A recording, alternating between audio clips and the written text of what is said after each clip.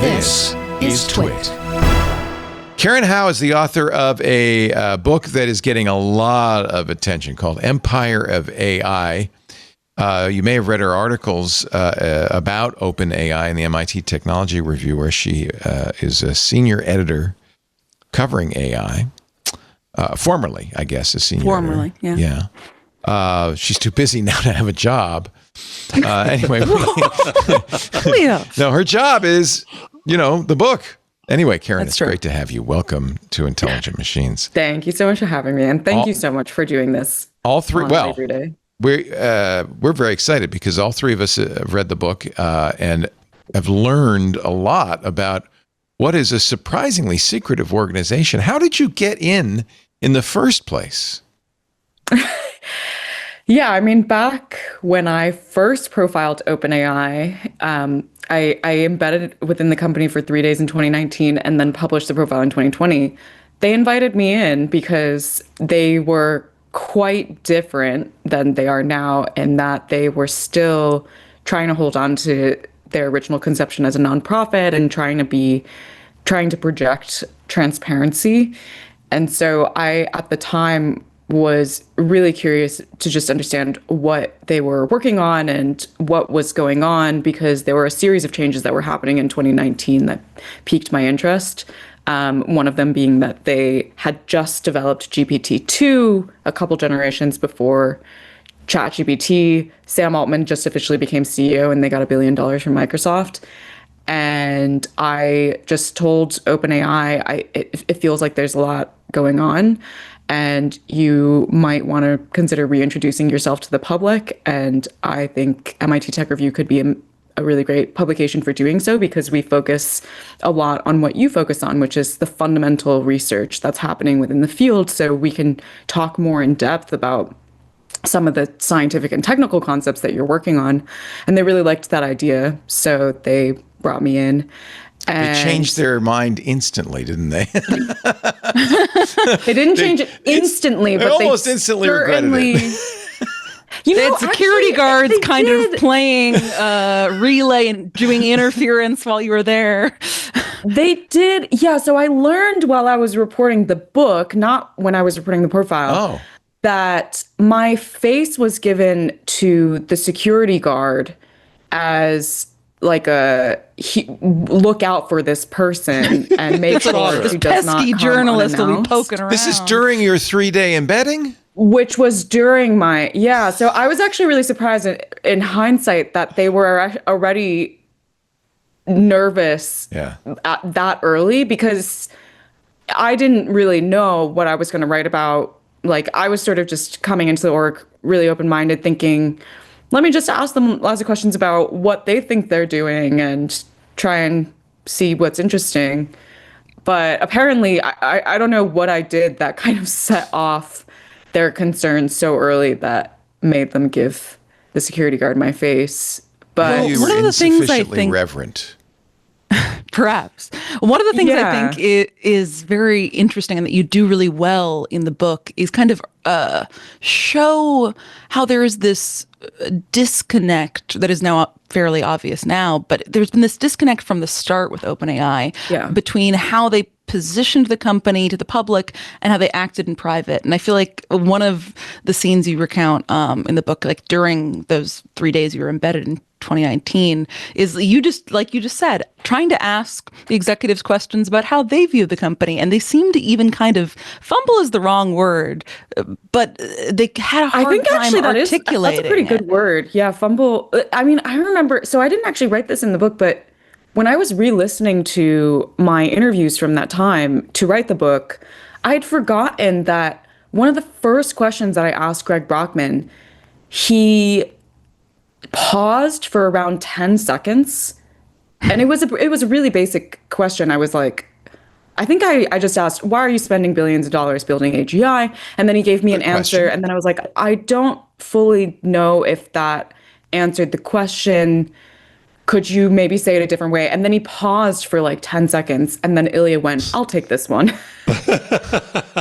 So they did really fumble with some basic questions. Like I was pretty surprised because I was like, wait a minute, I don't think I'm asking I'm asking like the most generic questions here. Just articulate why you're doing what you do Yeah. and what you're doing. And That there was that already scene in the some, conference room was so telling, I thought. yeah. Where maybe it was just early days, maybe they weren't media trained yet. Though I don't think it was that. I think they really were confused about what they were doing together. They were using highfalutin terms, and you asked them to define them, and they couldn't define them. Yeah, I think what I realized is they had spent so much time only articulating what they were doing to other people, either in the AI world or in the tech world. So they had at least some kind of shared worldview or lingo around these things. So they didn't have to, I think they were used to defending themselves, but defending themselves to a specific audience, not to the public. Right. And so when I started asking them, okay, now explain to the public what you're doing, that was when it started tripping them up. Do you think that they, inside OpenAI or inside the fraternity sorority of AI or cult, depending on how you look at it, do they have a shared definition of AGI? No, that's the thing. Yeah. That's so what you started going after them for. And did you ever come away thinking that there is some commonality, or is it a vessel in which they put their own views? I mean, that's the problem with the common definition is generally people would agree that AGI means human level intelligence in machines, but then no one agrees on what human intelligence is. Right. So the problem is not necessarily that there isn't a definition. The problem is that the definition is still meaningless because there is just no scientific consensus beyond the world of AI, just globally, across disciplines. There's no scientific consensus around Right. how to quantify human intelligence. And in fact, the quantification of human intelligence has a very dark history and lots of ulterior motives for why people have sought to do that. And so I think OpenAI was very readily willing to acknowledge that AGI had a very squishy definition, but they didn't see that as a problem. Whereas I thought, well, if you don't have a clear direction of where you're going, it seems like that makes your foundations inherently a little bit weak because you're supercharging a quest towards who knows where with billions of dollars.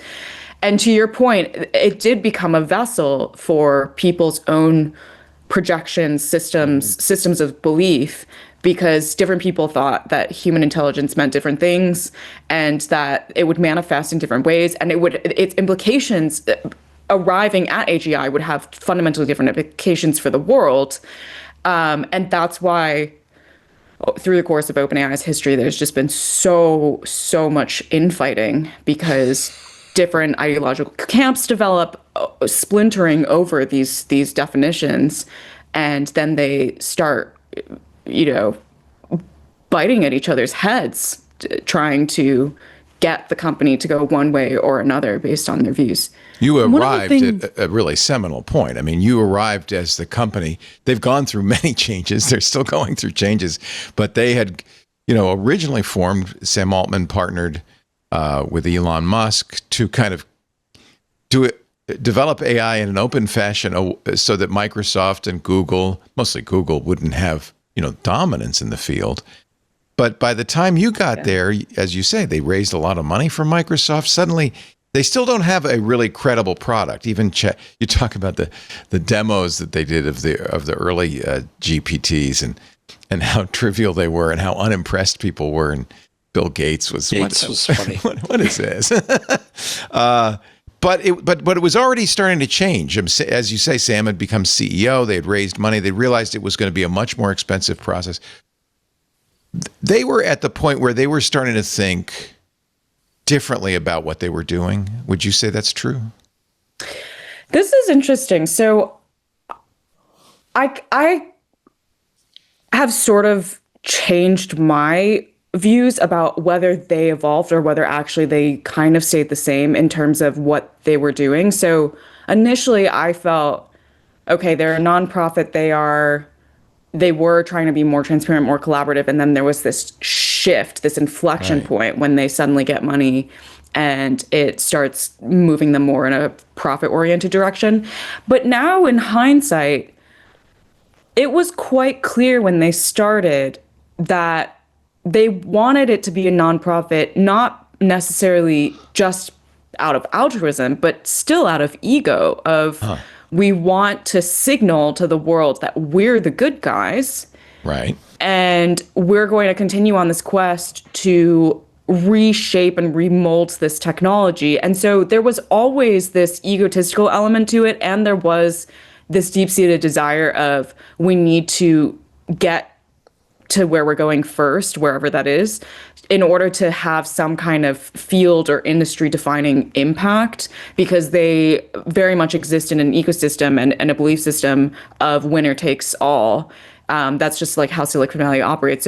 So in a sense, did they actually change when they got money, or did they actually always have the same belief that drove them to then seek money and then continue down, the natural course, the natural path that an egotistical project would lead you down? So I think over time I started to realize maybe they weren't so pure in the beginning, that there was already a little bit of corruption in the beginning in terms of their conception of why they were doing OpenAI, and that's what then plotted them down the path that we see today. But as you tell the story, it did start to come to them that they were going to need massive amounts of compute and, of course, massive amounts of money.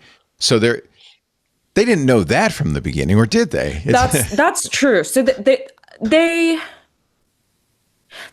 I don't think they fully realized the degree of money that they needed. I think there was some conception, at least from Ilya's side, that they would need to scale their systems to some degree. But interestingly, at the time, they probably couldn't even have conceived technically of the degree of scale that they now operate under, because it was not yet possible. Like, the techniques for training models on such vast amounts of computer chips had actually not been invented yet. And they weren't yet even sure that transformers were the way to go, right? That was something they came to over time. Yes, exactly. So they sort of hit upon both the software and the hardware that they wanted to use about 1.5 2 years into the organization. So they initially had more vague ideas of they wanted to scale the existing techniques to some degree, but they just didn't know which technique they wanted to scale and to what degree they wanted to scale. And when they realized, okay, and also Transformers, it took a while for, like, when Transformers came out, there were a couple of researchers who were like, yep, that's the one, like, we want to do that. But it did actually take the organization a little bit longer to go all in on the Transformers. Sutskever was a believer from the very beginning, right? Yeah, and that's it was. He's a fascinating character in your book. He is. He's a prophet, not a coder, which is interesting. What do you think of him? I'm really eager that here we are, just 4 people sitting at the end of the bar. Don't pay attention to these mics. In that case, I want a drink. I don't know. Well, it's a little early for Karen right now. But the 3 main characters here, Sutskever, Brock, and Altman. I'd love to hear, in hindsight, how you look at them, just for your own, who you'd want to be on an elevator with and not. I think I would definitely want to be in an elevator with Sutskever. Why? I think he's the most interesting and complex of the 3. I think Altman he's a politician. Like, that's the best way to think about him. He comes off kind of skeezy in your book. He's kind of he's really good at telling stories and being persuasive and getting people to. He persuades people to either donate gobs of money or to donate their talent towards whatever vision he wants to achieve, and he's very, very good at that. But the controversial aspect of him as a character is that he will tell different things to different people as part of his persuasion tactics. And so over time, depending on whether or not someone feels like what he said aligned ultimately with his actions, they either end up becoming really, really gung-ho about his leadership, or feeling like he's the devil incarnate, like that somehow he manipulated them into doing something fundamentally different from what they wanted to achieve. So he's the politician. Brockman is interesting in that I think the way that I describe him in the book is like he sort of exudes this anxious energy of wanting to be remembered in history. Yeah. And everything that he does and says, you can kind of pick up that he's sort of doing it in part because he wants to be judged well in the eyes of history. I mean, Hubris wasn't the of all three line of that I think you said, attributed to him, that he's like, oh, no one ever remembers a CTO. I can't be a CTO forever.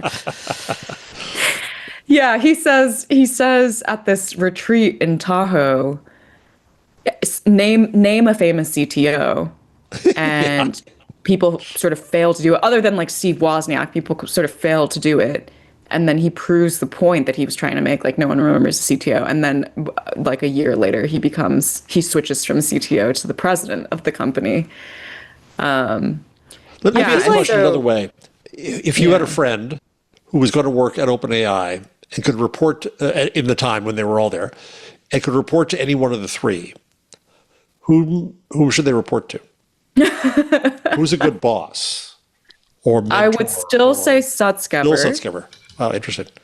But he's a little wacky too, isn't he? He's the Shingy of OpenAI. Yeah, no. I'm not saying Shingy. that Sutskever is by any stretch of the imagination like an average guy. Right. I don't think None any of of them them are are. average guys. None of them are. Yeah. Well, the thing about Sutskever that I think the way I would describe him is he's also a visionary like Altman. He does have he has very strong convictions, but whereas Altman is sort of he's not, his convictions aren't in the technical realm. Like he's thinking about like how to move resources and what kind of relationships to build to get to where they're going. Sutskever has always had a very keen scientific and technical conviction of he's like, I think we need to do this. Like from the beginning, I think we need to scale these models, and it's just a matter of figuring out which one to scale.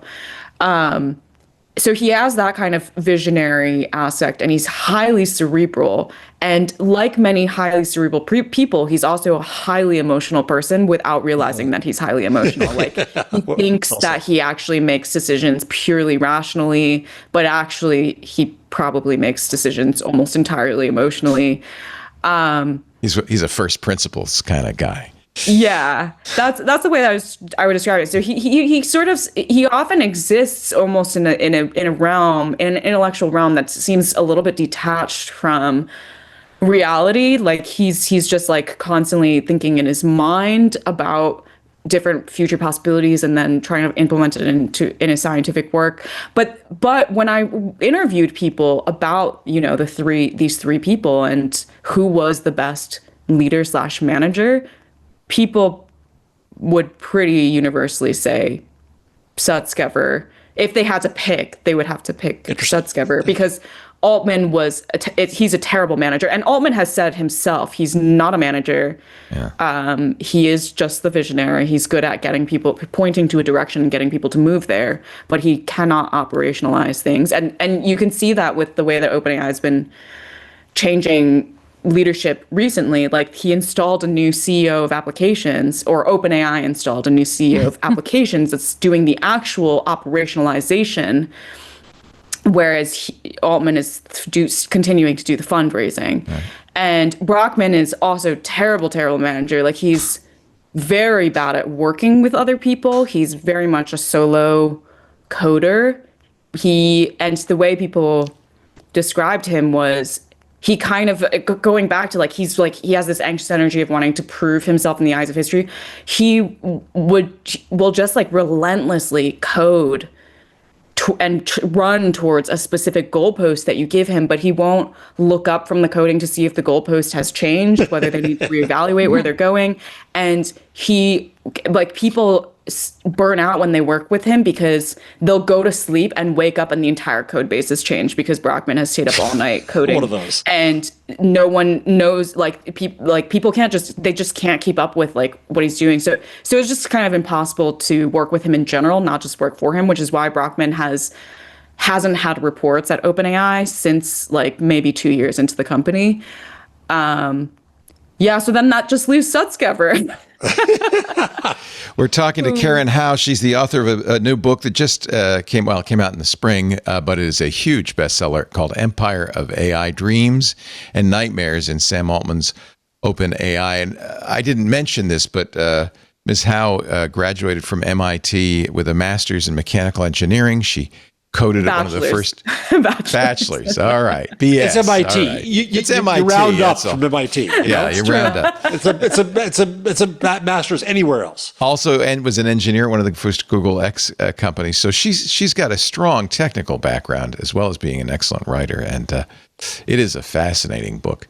I have to say, though, starting from the very beginning and going all the way through, there is, and even in the name, there is a element of real skepticism about AI. You call it empire of AI in the same way that, the imperialist nations conquered countries in the 19th and 20th century. It's an imperialist empire of AI. Are you not a fan? None of us can quite figure it out. We were talking before the show. It's a superbly reported book. Yeah, the reporting is so good. Now that we're at the bar. Yeah, back to the bar. Yeah. So no, I'm not a fan. And I want to be clear, I'm not a fan of. I'm not a fan of the current industry and the paradigm that they've chosen for developing this technology. I'm not critiquing all of AI because AI as a discipline and as a science is vast, and there are lots of different interesting things that are happening in that world, and there's a lot of really fascinating applications of it as well that I think are largely very beneficial. But in the current paradigm, what the AI industry is doing is the scale at all costs modus operandi, where they're taking these models, then they're saying we're going to pump historic amounts of data into these models and we're going to train them on historically sized supercomputers. And we have gotten to the point now where we're talking about, like, they've already colloquially scraped the whole internet, mostly the English language internet. So they've already tapped out like an extraordinary amount of the data that has been produced by humans on the internet over the last couple decades.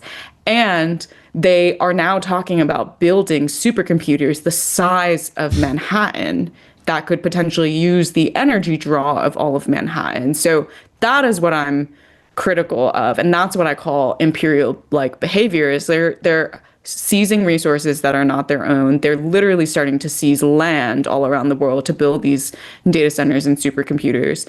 They exploit an extraordinary amount of labor, both in the production of the technology and the effect that the technology ends up having on society, in that it's creating automation pressure on the job market and therefore eroding away workers' bargaining rights. They monopolize knowledge production. So over the last 10 years, what we've seen is the AI industry is so resource rich that they have hired up all of the top AI researchers in the world, which means that AI research as a discipline is becoming distorted by the agenda of these companies, the same way that you could imagine climate science would be distorted by oil and gas companies if most climate scientists in the world were bankrolled by the fossil fuel industry. And so, and that is a primary feature of, empires of old, is that they controlled the knowledge, what was even acknowledged as knowledge.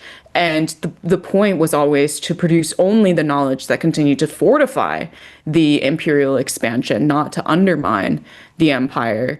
And then the last thing that I highlight in terms of parallels is the empires always engage in this existential competition narrative of there are evil empires in the world, so we must be an empire, but a good empire, in order to be strong enough to beat back the evil empire.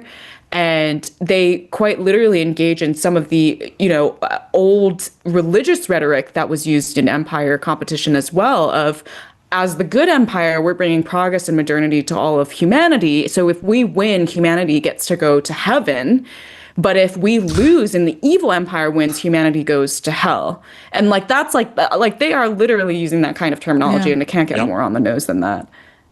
I think I think all of the points you just made are incredibly important, but I want to go back to this point you made about the monopolization of AI research. You get into this in the book, as well as you've spoken about this on various podcasts in your reporting. But I think like how this trend towards commercialization that kind of began in 2010, 2013, how that has changed the sort of AI that is being built and kind of monopolized fields of AI research, taking it from being broad to being very specific. Can you talk a little bit about that and what we've, I guess, lost or are not funding?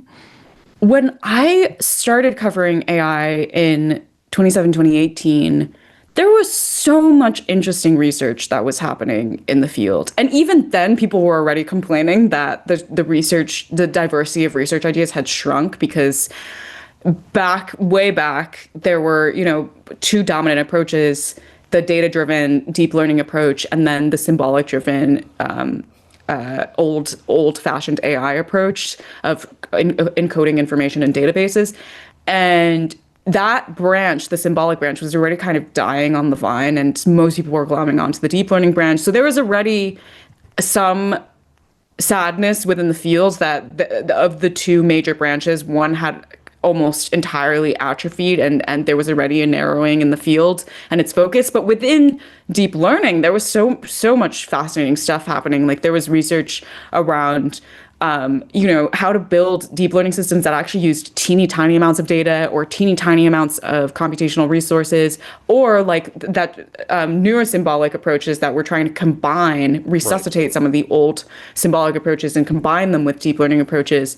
And that was like part of my favorite part of my job, was just talking with researchers who had really interesting new ideas to try and push the bounds of what was possible with deep learning. And basically, when OpenAI came out with GPT-2 and then GPT-3, the rest of the industry started not only indexing on deep learning, but indexing on transformers, which is just one neural network architecture in the vast zoo of different types of neural networks. And that is like, I can't think of a good analogy of like how dramatically more narrow that is, but it's like you're taking an entire discipline and picking one horse, like out of 1,000, out of 1,000,000, I don't know.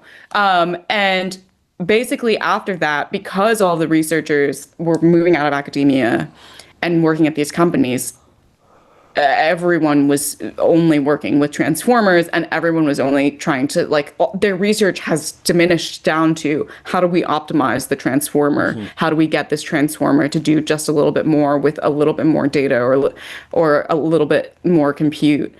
And yeah, that's like so remarkably narrow. Maybe a good analogy is like they are all just reading one page of a book in an entire library. Yeah. Or maybe like one sentence. Like they're just all trying to optimize a single sentence in an entire library. Which is a shame, because there's so much interesting and transformative research in this field, in a very, very broad field. It's a shame to have all of the capital and resources go to one sentence of one book. It's let me play sad. devil's advocate, which is my favorite kind of advocacy. They seem to have thought, Sutskever and the others, that they had found, the philosopher's stone, that they had figured out that if the way to get to successful AGI and superintelligence is we just scale transformers. They're miraculous. They do it. They do more than we ever thought. They're miraculous. Yes, it's going to take every paperclip in the entire universe to make it happen, but that's the path. That's the road. And I can understand that from their point of view, they've seen the future, and any deviation is a dead end. It's religion then. Well, It's not science. and there are people like Gary Marcus, and we talked to Stephen Wolfram and others. I love all the Gary Marcus details in your book about how much OpenAI hates Gary Marcus. Yeah. It brings making me him delight. so happy. But they've argued for, well, what about symbolic AI and other kinds of AI? But we've been through AI winters before, especially with symbolic AI. Transformers are pretty amazing. They're pretty miraculous. They are a very fascinating piece of technology, and they have done things that we could not have predicted. We never imagined. Yeah. That said, one thing, there's sort of two thoughts that I have. One is like, in general, I think there were clear signs from the very beginning when they were scaling Transformers that there were weaknesses to the Transformer as well. So maybe you could argue in the beginning they were like, oh, let's just see what happens. But at some point, you have to start being critical of their decision to continue. Just let's see what happens when there was already so much. They should have known better, you think? Yeah. Oh, for sure. There was like plenty of research happening at the time that like deep learning, not just the Transformer, just deep learning neural networks in general, do have all of these challenges when it comes to being generally robust and able to generalize. Like even with the entire internet poured into these Transformers, you can still have, it's still really hard to say that they've actually generalized. I mean, the moment you start speaking another language to ChatGPT, it starts to break down. Like that's not exactly generalizability. And like, of course, there's like infinite examples of people like stress testing these chatbots with various brain teasers and math problems and whatever, and it still breaks down. And so it's like, to what degree, like how much more do you want to put into this approach and not explore other approaches when there's so much evidence, even from the beginning, that there are just certain limitations to what Transformers will get you. But the other question that's, I think, more fundamental is, and I think this is perhaps a broader critique of just the general worldview of AI research in general, is that the AI discipline has long fixated on advancing and on achieving technical progress without necessarily having a specific reason for why they're doing that. Yeah, because we can. And the more that, I think when I first started covering AI, I was very enamored with the thought experiments that I think a lot of scientists in AI research are enamored with, which is like, can machines think?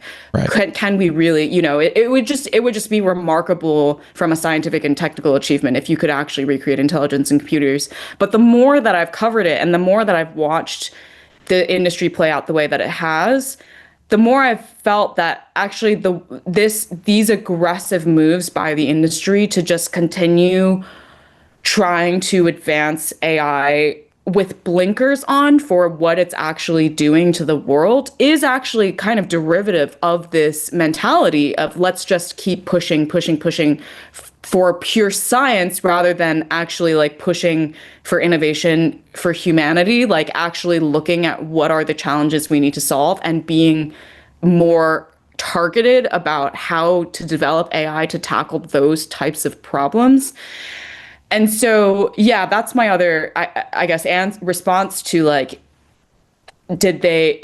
should we give them some credit for seeing Transformers and just like indexing on this approach? It's like, well, I mean, they didn't really have a clear idea of what were they actually trying to help humanity overcome with Transformers? Like they never really had a clear idea of that. And if they had, then they would have also tested out a lot of other different approaches because there are just much more efficient approaches for certain types of things.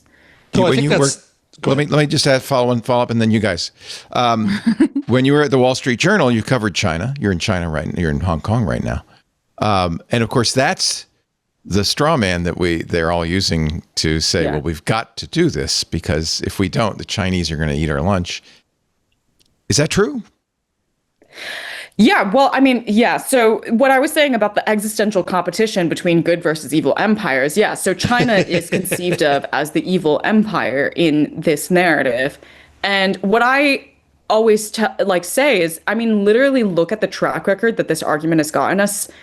Silicon Valley has said, if you do not regulate us and then you regulate China through export controls, then China's progress will be totally obliterated and the US will dominate and we will successfully widen the gap between US and Chinese AI. And Silicon Valley will have a liberalizing force on the world and we will see democracy strengthen everywhere and it'll be amazing. And literally the opposite has happened. Like you could not write the story to be more oppositional to that argument, right? Like the gap has actually shrunk dramatically between the US and China as Washington has implemented exactly this approach. And Silicon Valley has had an illiberalizing force around the world, and democracies are capitulating everywhere, and like the US itself is capitulating as a democracy. So at that point, like, you just have to look at the evidence and say, okay, clearly this argument, like, the only winner in this scenario was Silicon Valley. So at the end of the day, it is a self-serving argument. Totally.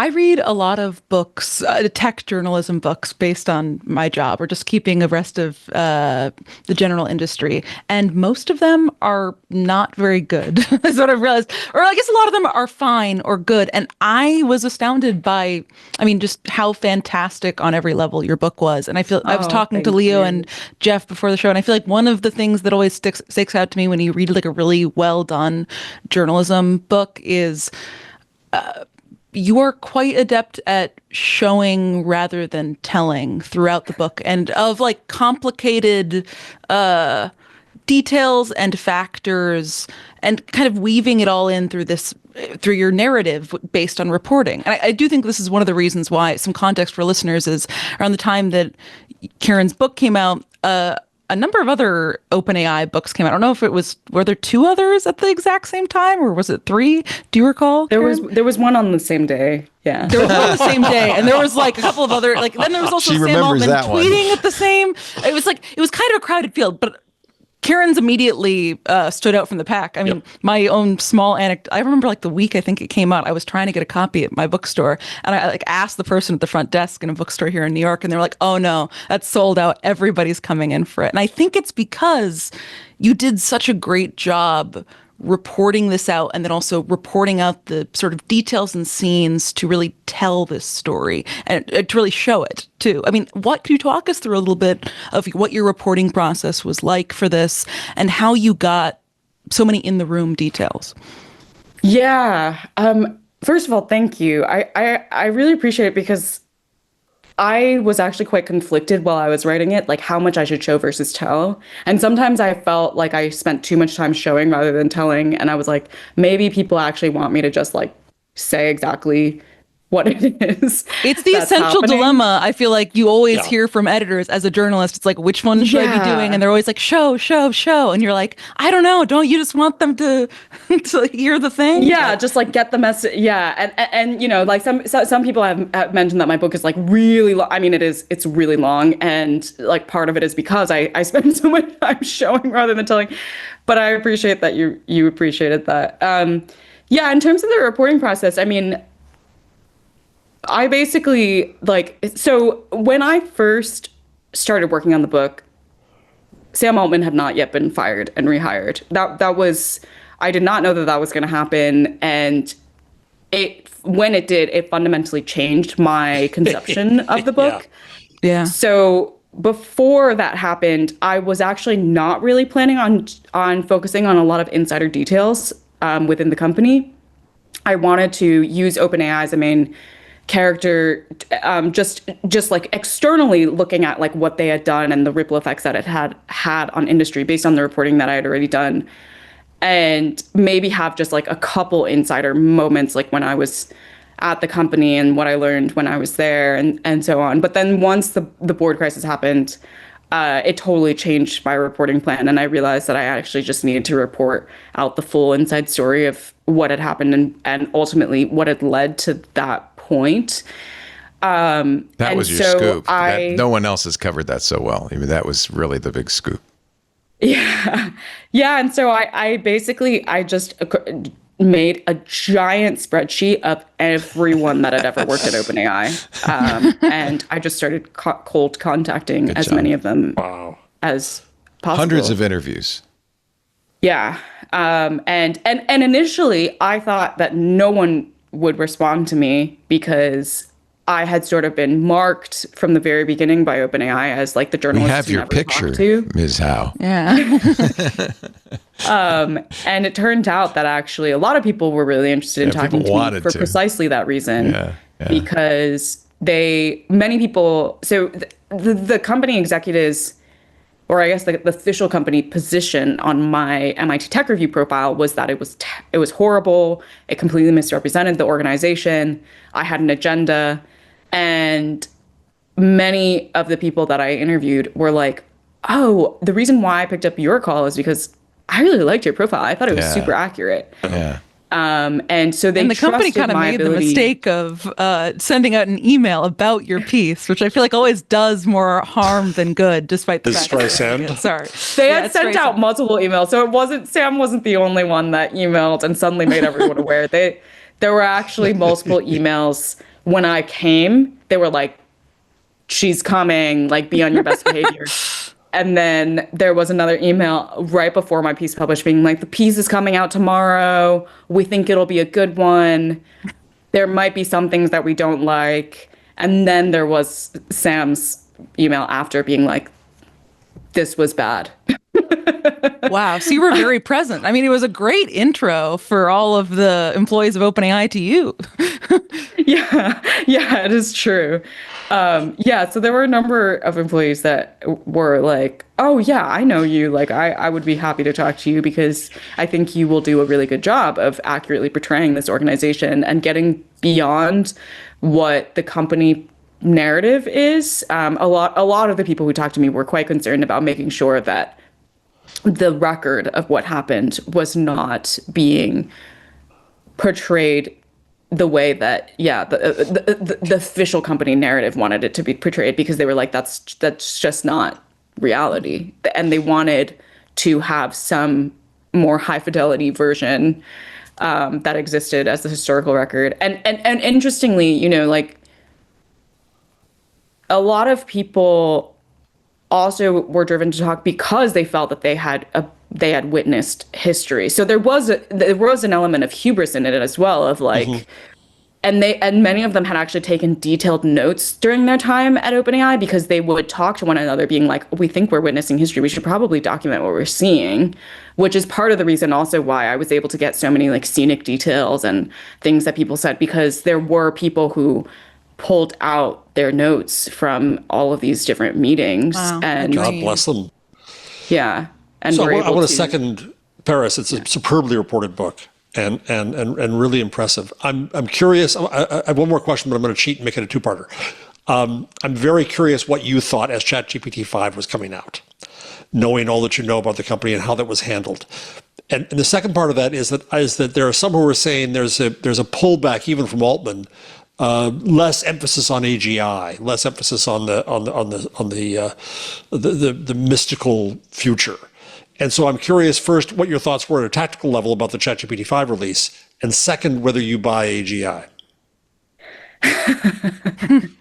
I guess I'll answer the second one first, which is I don't, because of the lack of definitional clarity. I mean, if we narrowly defined human intelligence and just said it was like systems that are really good at persuading people, maybe, like, if we made that definition, then be like, oh yeah, we've already reached AGI, like these systems are extremely persuasive. But yeah, I don't really buy into the way like, ultimately, I think to understand AGI, the concept, it should be understood as a rhetorical tool for these companies to just continue waving around a nebulous term that they can project whatever meaning they need onto, so that they can continue justifying why they need more and more and more and more resources. And the first question, GPT-5. I think I sort of had a couple thoughts. One was,